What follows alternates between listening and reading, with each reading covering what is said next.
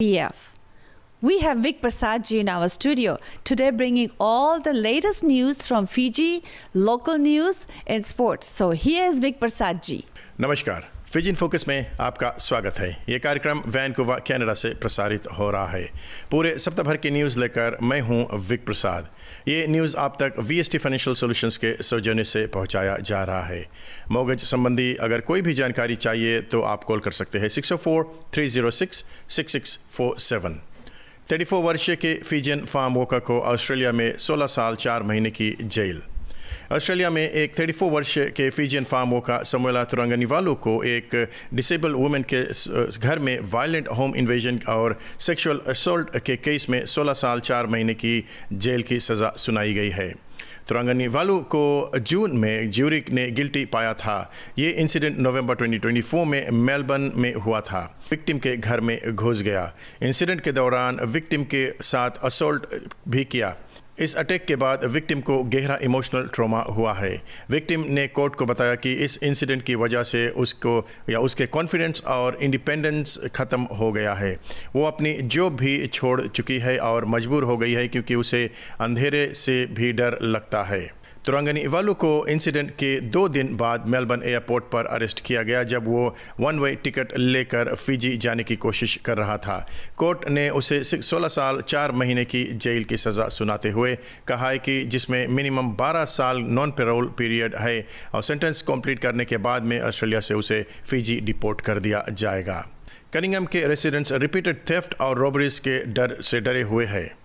Cunningham stage 1 community post के सामने रहने वाले रेसिडेंट्स का कहना है कि एरिया में बार बार चोरी और रॉबरी की इंसिडेंट्स की वजह से वो अपने ही नेबरहुड में अनसेफ फील कर रहे हैं। एक रेसिडेंट ने जो अपना नाम डिस्क्लोज नहीं किया है ने कहा है कि उसके घर में 3 बार ब्रेक इन हो चुका है। अब वो घर से बाहर निकलते वक्त फ़ोन, हैंडबैग या पैसे लेकर जाने से भी बचती है क्योंकि उन्हें रॉबरी का डर रहता है। उन्होंने बताया है कि वो दिन के ज़्यादा समय अपने ही घर के अंदर दरवाजे लॉक कर बिताती है और अपने बेटे के काम से वापस आने तक वेट करती है। वो नेबर्स से भी अक्सर विंडो के थ्रू बात करती है क्योंकि बाहर जाने में डर लगता है। रेसिडेंट्स के मुताबिक कई घरों में बार बार ब्रेक इन हो चुका है। रोड साइड पर पार्क्ड व्हीकल्स को टारगेट किया जाता है। खेतों से कसावा और दूसरे क्रॉप्स भी चोरी की जा रही है। एक फैमिली के घर से रेफ्रिजरेटर, मैट्रेस, टेलीविज़न स्टैंड और सोलर इक्विपमेंट तक भी चोरी हो चुका है। रेसिडेंट्स का ये भी कहना है कि रोड पर चलने वाले लोगों को भी रॉब किया जा रहा है और रोबर्स नियर बाय रोड्स का यूज़ करके बच जाते हैं।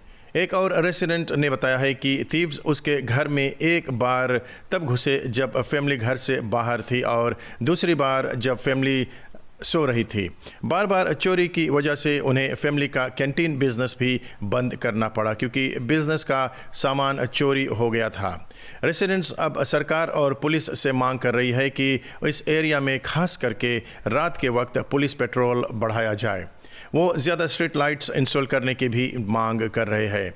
कनिंघम कम्युनिटी पोस्ट के एक ऑफिसर ने बताया है कि ये एक कम्युनिटी बेस्ड पुलिस फैसिलिटी है। यहाँ रेसिडेंट्स की रिपोर्ट स्वीकार की जाती है और सीरियस क्रिमिनल मैटर्स को लार्जर पुलिस स्टेशंस को रेफर किया जाता है।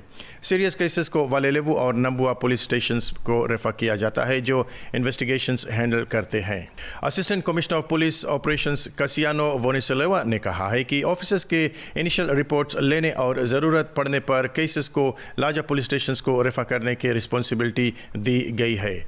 Assistant commissioner of police operations ने कहा है कि वालेलेवु और नंबुआ पुलिस स्टेशंस की पेट्रोल कनिंघम एरियाज़ को सपोर्ट करती है।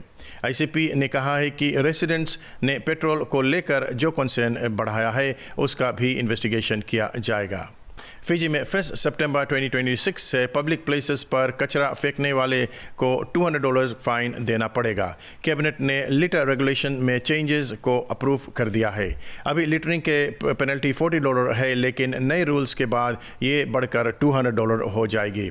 सरकार का कहना है कि नए चेंजेस का मुख्य उद्देश्य है कि देश में लिटरिंग के अगेंस्ट एनफोर्समेंट को स्ट्रॉन्ग करना है। रूल्स में भी चेंजेस होंगे। Litre prevention officers, municipal council और अथॉरिटीज़ ऑफिसर्स के लिए लॉ एनफोर्समेंट करना ईजी होगा। एनफोर्समेंट ऑफिसर्स को स्पेशल ट्रेनिंग दी जाएगी।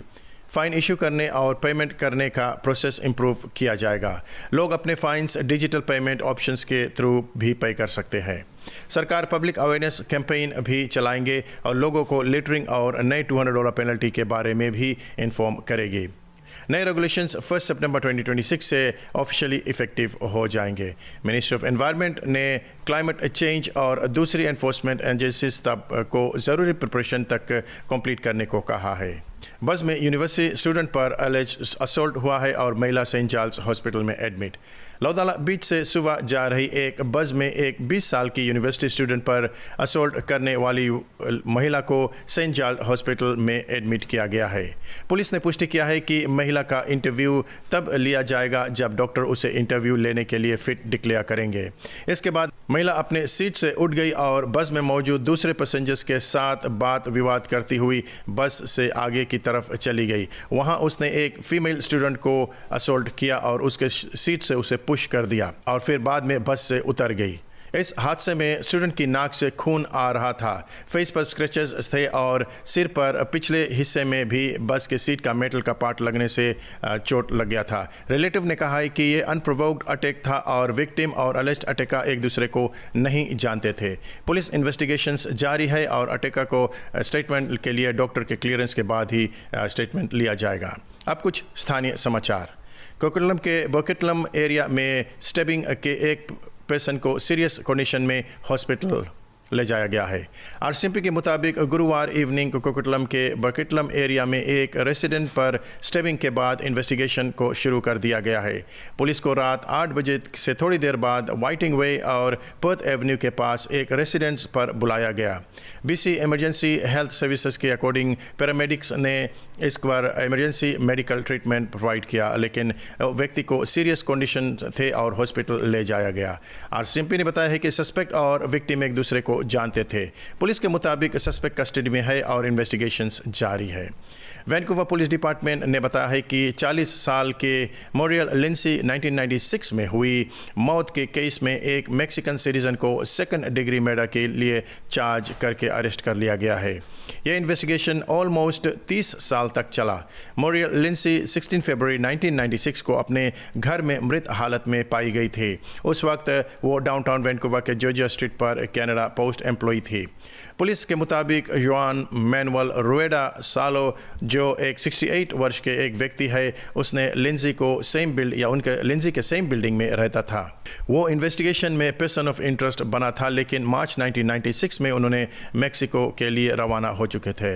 इंस्पेक्टर रायन स्मिथ ने पिछले 12 साल से इस केस पर काम कर रहे थे, ने बताया है कि रुएडा सालो को 2 नवंबर 2024 को फॉर्मली चार्ज किया गया था। उसके बाद उसे 22 जनवरी 2025 को मैक्सिको में प्रोविजनल वारंट के अंडर अरेस्ट किया गया और पुलिस के मुताबिक वो अप्रोक्सीमेटली 18 महीने से कस्टडी में रहा जब वो एक्स्ट्राडाइट ऑर्डर के अगेंस्ट अपील कर रहा था। 15 जुलाई को वो एक्स्ट्राडिशन के लिए एलिजिबल हो गया था।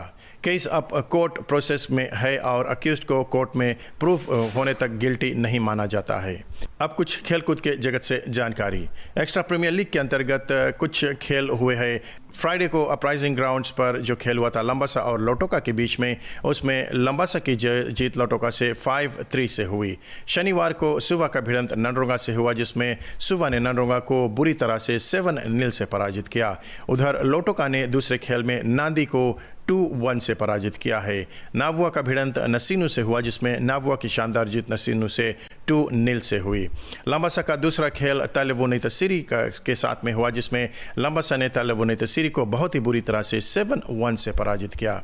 उधर battle of the giants pool जो है वो ड्रॉ हो चुका है और उधर 4R स्टेडियम बा में ये खेल सितंबर 4 से सितंबर 6 तक पूल प्ले होंगे और पूल जो है इस प्रकार से है। पूल ए में लंबासा, नसीनु, सुवा, नावुआ को रखा गया है। पूल बी में बा, रेवा, लोटोका और नांदी को रखा गया है। अगर हम पॉइंट्स टेबल की ओर देखते हैं तो लीग के बाद में 17 खेलों के बाद में प्रथम स्थान पर है 90 या 39 पॉइंट्स को लेकर। लंबा सा दूसरे स्थान पर है 18 गेम्स के बाद में उनके पास 38 पॉइंट्स है। रेवा 16 खेलों के बाद में 32 पॉइंट्स पर है और लोटो का 18 गेम्स के बाद में उनके पास 26 पॉइंट्स है। 5वें स्थान पर सुवा है 18 गेम्स के बाद में उनके पास 23 पॉइंट्स है। अगर आप भी कोई इन्फॉर्मेशन शेयर करना चाहते हैं तो आप हमसे संपर्क कर सकते हैं। याद रखिए ये न्यूज़ आप तक VST फाइनेंशियल सॉल्यूशंस के सौजन्य से पहुंचाया जा रहा है। अगर मोगज संबंधी कोई भी जानकारी चाहिए, रिफाइनेंस या इक्विटी टेकआउट, तो आप कॉल कर सकते हैं 604-306-6647। विक प्रसाद को यहीं पर दीजिए इजाज़त। धन्यवाद। Thank you, Vik Prasad ji.